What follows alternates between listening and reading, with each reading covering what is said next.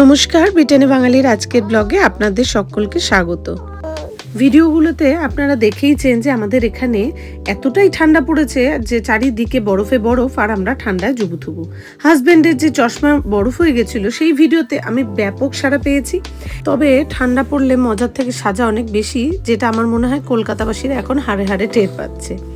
কারণ এই ঠান্ডা পড়লে গৃহিণীদের সকালবেলা বা রাতের বেলায় রান্না করতে একটু কষ্ট হয়, আর আমার ক্ষেত্রে সেটা একটু বেশিই কষ্টের।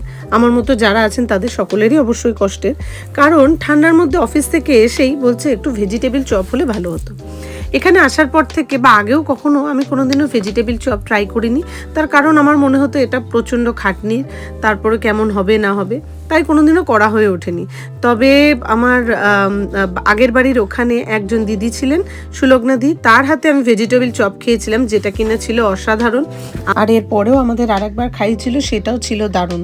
তাই যখন আমরা দেখলাম যে আমাদের ভালোবেসে সত্যি আশেপাশের লোকজন খাওয়াচ্ছে, তাই বেশি আমি অত চাপ নিইনি। কিন্তু এবার মনে হলো যে না, ওরা তো ইন্ডিয়া ফিরে গেছে, আমাদের এবার একটু নিজে স্বনির্ভর হতে হবে। তাই দেখলাম যে নিজে একবার বানিয়ে ফেলি, যেমনই হোক না কেন চেষ্টা তো করে দেখি। তবে একটা জিনিস ভালোই বুঝেছি যে যেটা দেখতে সুন্দর বা খেতে সুন্দর তার ঠেলাও অনেক বেশি।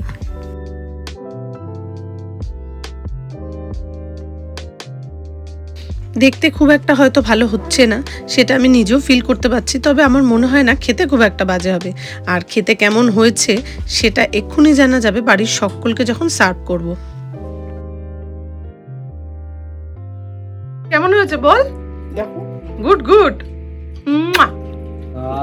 বলো বলো কেমন হয়েছে? খুব ভালো হয়েছে। হ্যাঁ, অনেক দিন পর খেলাম। আচ্ছা। 7 বছর আগে দোকানে খেয়েছিলাম, আর এখন বাড়িতে বসে, ম্যানচেস্টারের বাড়িতে বসে খাচ্ছ? আচ্ছা, অসাধারণ হয়েছে। বল এবার কেমন হয়েছে? অনেস্টলি খুবই ভালো হয়েছে, মানে ওই ফিলিংটা খুবই ভালো, মানে একটু মানে সফট ইনসাইড, ক্রাঞ্চি আউটসাইড।